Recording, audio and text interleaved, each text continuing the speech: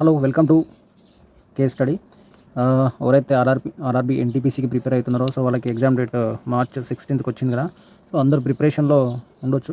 But ఆ preparation strategy అనేది కొంచెం ఎట్లుండాలంటే, మామూలుగా ఇప్పుడు అందరూ ప్రిపరేషన్ అవుతారండి, అందరూ ప్రిపరేషన్ అవుతారు. బట్ కొందరే గెటిన్ అవుతారంటే దాంట్లో ఉన్న రీజన్ ఏంటి అని అంటే, కొందరు స్ట్రాటజీస్ అప్లై చేస్తారు. సో ఆ స్ట్రాటజీస్ వల్లనే కొందరు గెటిన్ అవుతారు దాంట్లో. సో ఆ స్ట్రాటజీ అనేది ఏంది మనం అనేది ఇప్పుడు నేను డిస్కస్ చేస్తాను. సో ఇంపార్టెంట్ క్వశ్చన్స్ ఏంది, మనం ఎట్లా అటెంప్ట్ చేయాలి, సో ఎట్లా అటెంప్ట్ చేస్తే మనం క్వాలిఫై అవుతాము CBT 2కి.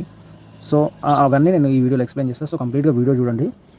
ఓకే, కంప్లీట్గా వీడియో చూస్తేనే మీకు వీడియో అర్థమవుతుంది, స్కిప్ చేయకండి. ఓకే, ఫస్ట్ వచ్చేసి ఆర్ఆర్బీ ఎన్టీపీసీలో క్వాంట్ వచ్చేసి 30 మార్క్స్ ఉంటుంది కదా, logical reasoning 30 marks, general awareness వచ్చి 40 మార్క్స్. మ్యాక్సిమం చాలామంది జనరల్ అవేర్నెస్ అనేది స్కిప్ చేస్తుంటారు. స్కిప్ మీన్స్ ఎక్కువ ప్రాక్టీస్ చేయరు, చూద్దాంలే అన్న థాట్లోనే ఉంటారు జీకే అనేది. So that's not correct. ఎందుకంటే GK important scoring subject and also నువ్వు CBT 2కి క్వాలిఫై కావాలంటే చాలా హెల్ప్ఫుల్ అవుతుంది. ఇప్పుడు నార్మల్గా క్వాంట్ అయినా మన లాజికల్ రీజనింగ్ అయినా రెండు యూస్ఫుల్లే. బట్ దీంట్లో జీకే అనేది ఏంటంటే మన క్వాలిఫైయింగ్ నేచర్లో చాలా ఇంపార్టెంట్.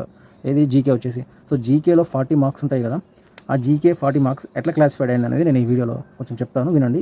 Only for GK. తర్వాత నేను టిప్స్ చెప్తాను, ఎట్లా మన ఎగ్జామ్ మొత్తం ఎట్లా అటెంప్ట్ చేయాలి అని చెప్పేసి ఈ టిప్స్ చెప్తాను. ఫస్ట్ జనరల్ అవేర్నెస్లో ఎక్కడి నుంచి ఏ టాపిక్ వైజ్గా ఎక్కడి నుంచి ఎవి వస్తాయి అని చెప్పేసి నేను ఇప్పుడు చెప్తాను.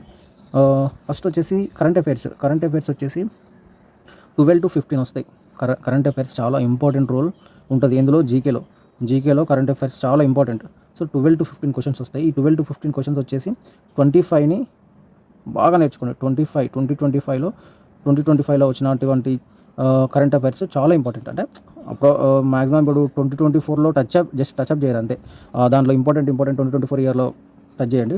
2025 మాత్రం మ్యాక్సిమం ఒక క్వశ్చన్ చూడగానే దాన్ని మీ మైండ్లో బ్లింక్ అయ్యేటట్టు 2-3 సార్లు, అంటే డేకి ఒక 2-3 సార్లు చూసుకోండి. సో మరీ బట్టి పట్టకండి కరెంట్ అఫైర్స్, మరి అట్లా ఏం చేయకుండా డేకి ఒక 2 times 3 times అట్లా చదివితే మీకే ఆ క్వశ్చన్ చూడగానే ఆటోమేటిక్గా మీకే గుర్తుండిపోతుంది. సో మేజర్ రోల్ ఉంది కాబట్టి 12 to 15 క్వశ్చన్స్ ఖచ్చితంగా వస్తాయి. కాబట్టి కరెంట్ అఫైర్స్లో మీరు ఖచ్చితంగా ఒక డేకి 2-3 times చదవండి. అవి కూడా ఏంది 2025 టు ఇప్పుడు ఈ ఇయర్లో 2 months అయింది కాబట్టి ఈ ఇయర్ ఇప్పటి వరకు ప్రజెంట్ వరకు. సో ఆ క్వశ్చన్స్ చూసుకోండి. అండ్ వచ్చేసి కంప్యూటర్ నాలెడ్జ్ బేసిక్, అంటే కంప్యూటర్ నాలెడ్జ్కి సంబంధించిన బేసిక్ క్వశ్చన్స్ అండి. Basic what is the CPU and CPU దేనికి యూజ్ అవుతుంది, దాని తర్వాత చిన్నవి ఉంటాయి కదా, వాటికి సంబంధించిన బేసిక్ నాలెడ్జ్, కంప్యూటర్లో బేసిక్ నాలెడ్జ్ ఉంటాయి కాబట్టి ఆ బేసిక్ నాలెడ్జ్ సంబంధించి మీరు నేర్చుకుంటే చాలు దాంట్లో. అండ్ నెక్స్ట్ వచ్చేసి పాలిటీ 5 క్వశ్చన్స్. పాలిటీలో ఏమేమి అడుగుతారంటే మేజర్గా అమెండ్మెంట్స్ అడుగుతారు. అమెండ్మెంట్స్లో ఏవి ఇంపార్టెంట్ చేంజెస్ వచ్చాయని అమెండ్మెంట్స్ ఒకటి. ఆర్టికల్స్ అండ్ నెక్స్ట్ వచ్చేసి schedules and also cases. So ఈ 4 చాలు. అమెండ్మెంట్, ఆర్టికల్స్, స్కెడ్యూల్స్, కేసెస్ వీటికి సంబంధించి నేర్చుకుంటే చాలు. అండ్ నెక్స్ట్ వచ్చేసి హిస్టరీలో ఒక 5 క్వశ్చన్స్ అడుగుతారు. హిస్టరీ నుంచి 5 క్వశ్చన్స్ అంటే ఏవి అంటే, నార్మల్గా హిస్టరీకి వచ్చేసి మిడివల్ హిస్టరీ అండ్ అందులో నుండి, అంటే 5 క్వశ్చన్స్ అంటే మ్యాక్సిమం అందులో రెండు అనుకుందాం. So medieval history, ancient history, modern history. So అట్లా రెండు క్వశ్చన్స్ అడుగుతారని ఎక్స్పెక్ట్ చేద్దాం. మామూలుగా బేసిక్ క్వశ్చన్స్ టచ్ చేయండి అంతే. పెద్దగా అని పెద్దగా ఏం చదవకండి, ఎందుకంటే టైం వేస్ట్ అవుతుంది. ఇప్పుడు మనకు టైం లేదు కాబట్టి సో నార్మల్గానే చదవండి. అండ్ నెక్స్ట్ వచ్చేసి ఎకానమీ బేసిక్ క్వశ్చన్స్ చదవండి. జాగ్రఫీ వచ్చేసి బేసిక్ మీన్స్ జాగ్రఫీలో కూడా ప్రీవియస్ క్వశ్చన్స్ ఏమేమి అడిగారు అనేది నార్మల్గా మనకు అర్థమవుతుంది, ఏ క్వశ్చన్ చదివితే బెనిఫిట్ ఉంటుందని చెప్పేసి మనకు. సో అది జాగ్రఫీ వచ్చేసి. సైన్స్ వచ్చేసి బేసిక్కే అడుగుతారు.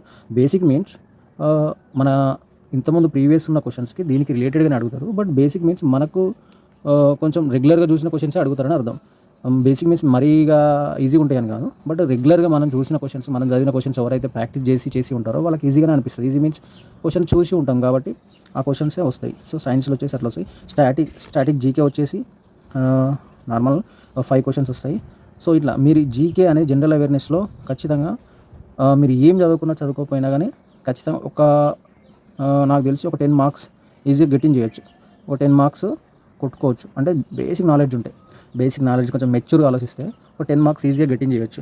సో చూడండి, అంత ఈజీగా ఏం కాదు, బట్ చూసి క్వశ్చన్స్, ఎందుకంటే మనకు నెగిటివ్ మార్కింగ్ ఉంది కాబట్టి ఒక క్వశ్చన్ పెట్టే ముందు ఆలోచించి పెట్టండి. బికాజ్ ఆ నెగిటివ్ మార్కింగ్ అనేది మనకు దెబ్బతీస్తుంది ఒక టైంలో. మనము ఎంత మంచిగా పెట్టినా కానీ నెగిటివ్ మార్కింగ్ వల్ల మనకు ప్రాబ్లం అవుతుంది. సో ప్లీజ్ ఒక క్వశ్చన్ పెట్టే ముందు థింక్ చేసి పెట్టండి. నెక్స్ట్ వచ్చేసి ఇంతవరకు ఇప్పుడు జీకే అయితే కంప్లీట్గా ఇట్లా ఈ వేలో చూసుకోండి. ఎగ్జామ్ ఎగ్జామ్ దగ్గరికి వస్తుంది కాబట్టి సో తొందరగా మీరు ప్రిపరేషన్లో మునిగిపోవాలి. సో నెక్స్ట్ వచ్చేసి సేఫ్ అటెంప్ట్స్ స్ట్రాటజీ. అంటే సేఫ్ అటెంప్ట్ స్ట్రాటజీ అంటే ఏంటంటే మనం 100లో ఎన్ని క్వశ్చన్స్ అటెంప్ట్ చేస్తే మనకు క్వాలిఫై అయ్యే చాయిస్ ఉంది అని అంటే చెప్తా వినండి. మామూలుగా మనము అక్యురసీ అనేది 60 క్వశ్చన్స్ పెట్టినా కానీ మనం కట్ ఆఫ్ క్లియర్ చేయకపోతే వేస్టే కదా. ఇప్పుడు నువ్వు అక్యురసీగా 60 క్వశ్చన్కి 60 పెట్టి అన్ని రైట్ ఆన్సర్స్ అయితే బట్ కట్ ఆఫ్ క్లియర్ చేయకపోతే వేస్టే కదా. సో నేనేం చెప్తానంటే నువ్వు అక్యురసీగా 60 పెట్టినా అందులో ఇంకొక 10 క్వశ్చన్స్ 10 or 15 క్వశ్చన్స్ 50-50 చాయిసెస్ ఉంటాయి కదా. 50-50 చాయిసెస్ ఉన్న క్వశ్చన్స్కి వెతుక్కొని దాంట్లో ట్రై చేయి. బికాజ్ మనకు కంపల్సరీ 65 to 75 వస్తేనే క్వాలిఫైయింగ్ అయ్యే చాయిస్ ఉంటుంది. బట్ 60 బిలో వచ్చినాయి అంటే మనం ఎంత అక్యురసీగా పెట్టినా, నువ్వు 60 పెట్టిన క్వశ్చన్ 60 రిజల్ట్ 60 వచ్చినా కానీ రైట్ ఆన్సర్లు అయినా కానీ మనం వేస్ట్ అవుతుంది. సో 60 క్వశ్చన్ పెట్టినాక మిగతా క్వశ్చన్స్ ఒక 15 క్వశ్చన్స్ కూడా ట్రై చేయి. 50-50 చాయిస్ ఉన్న క్వశ్చన్స్, నీకు నమ్మకం ఉన్న క్వశ్చన్స్ ట్రై చేయి కంపల్సరీ. సో ఒక 5 క్వశ్చన్స్ అనే గట్టిన చాయిస్ ఉంటాయి. సో అట్లా చెప్తున్నాను. మామూలుగా ఇప్పుడు ఎట్లా అంటే మ్యాథ్స్ ఉంది కదా, మ్యాథ్స్ 22 నుంచి 25 క్వశ్చన్ కంపల్సరీ పెట్టాలి. అండ్ నెక్స్ట్ వచ్చేసి రీజనింగ్ వచ్చేసి 23 నుంచి 26 క్వశ్చన్స్ పెట్టాలి. అండ్ నెక్స్ట్ వచ్చేసి 20 నుంచి 25 questions. So total 65 to 75 questions మనం మ్యాక్సిమం అటెంప్ట్ చేయగలిగితే అవి విత్ 85+ యాక్యురసీ రేట్ ఉండాలి. యాక్యురసీ రేట్ ఉంటే మనం మంచి స్కోర్ చేయగలుగుతాం. సో నువ్వు ఇప్పుడు 50 క్వశ్చన్స్ గన్ షాట్కి వస్తాయని చెప్తావు, గన్ షాట్గా 50 క్వశ్చన్స్ రైట్ అవుతాయి. బట్ మన కట్ ఆఫ్ క్లియర్ చేయండి, మనం ఎంత చదివినా ఎంత పెట్టినా వేస్టే కదా. సో ట్రై చేయాలి. నీకు 60 క్వశ్చన్స్ పర్ఫెక్ట్గా వచ్చినా మిగతా క్వశ్చన్ ఒక 15 యాడ్ చేస్తే దాంట్లో బై లక్ ఒక 10 యాడ్ అయినా నువ్వు క్వాలిఫై అవుతావు కదా. CBT 1 నుంచి CBT 2 క్వాలిఫై అవుతావు. సో నేను అది చెప్పాలనుకున్నా. సో ఇది ఇంపార్టెంట్. సరే మళ్ళీ అర్థం కాకపోతే మళ్ళీ చూడండి. నెక్స్ట్ వచ్చేసి ప్రో టిప్స్ ఏంటంటే నార్మల్ చాలామంది చేసే మిస్టేక్ ఏంటంటే క్వశ్చన్స్ చూడగానే కొంచెం హెజిటేట్ అవుతారు. ఎగ్జామ్ టైంకి బీపీ ప్రెషర్ పెరిగి సో హడావిడిగా అవుతాం. కాబట్టి నార్మల్గా మనం మాక్ టెస్ట్ రాసేటప్పుడు మ్యాక్సిమం కంప్యూటర్లోనే రాయడానికి ట్రై చేయండి. కంప్యూటర్ ల్యాప్టాప్లోనే ట్రై చేయండి. కంప్యూటర్లో అయినా సరే ఆర్ ల్యాప్టాప్, ఎందుకంటే ఉంటేనే చేయండి, లేకపోతే నో వరీస్. ఓకే, ఉంటే చేయండి. ఎందుకంటే ఆ మౌస్ అటు ఇటు జరపడం కానీ కొంచెం మౌస్ ప్రాబ్లమ్స్ కానీ ఇవి ఆకరై టైం కిల్ అయిపోతుంది. సో మనము మాక్ టెస్ట్ అనేది కొంచెం కంప్యూటర్లో కానీ ల్యాప్టాప్లో రాస్తుందంటే మనకు అలవాటు అయిపోతుంది. So that's reason. ఒకటి ఈ టిప్. ఫస్ట్ వచ్చేసి ప్రో టిప్లో ఫస్ట్ వచ్చేసి ఏంటంటే ఫస్ట్ సాల్వ్ రీజనింగ్ క్వశ్చన్లో ఈజీ ఉండి లెస్ క్యాలిక్యులేషన్స్, అంటే ఆ క్వశ్చన్ ఈజీగా ఉండాలి, క్యాలిక్యులేషన్ తక్కువ ఉన్న క్వశ్చన్ని రీజనింగ్లో ఫస్ట్ చేసేది. తర్వాత మోడర్న్గా నీకు ఏదైనా ప్రాసెస్ అలాంటి క్వశ్చన్ చేసుకుంటూ వెళ్ళు. కంప్లీట్గా రీజనింగ్ చేసిన తర్వాత రీజనింగ్ కంప్లీట్ అయినాక మ్యాథ్స్కి వెళ్ళు. మ్యాథ్స్లో కూడా ఎక్కువ లెస్ క్యాలిక్యులేషన్స్ ఉన్న క్వశ్చన్స్కే నువ్వు ప్రిఫరెన్స్ ఎక్కువ ఇవ్వాలి. ఎందుకంటే నీకు కాన్ఫిడెన్స్ అనేది బిల్డ్ అవుతుంది.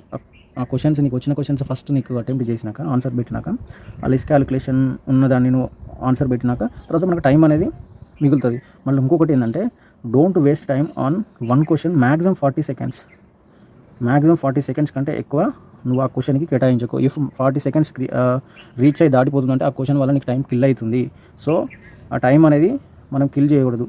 ఆ టైము ఇంపార్టెంట్ కాబట్టి 40 సెకండ్స్ నీకు క్రాస్ అయిందంటే then you have to move another question. So అది రీజన్.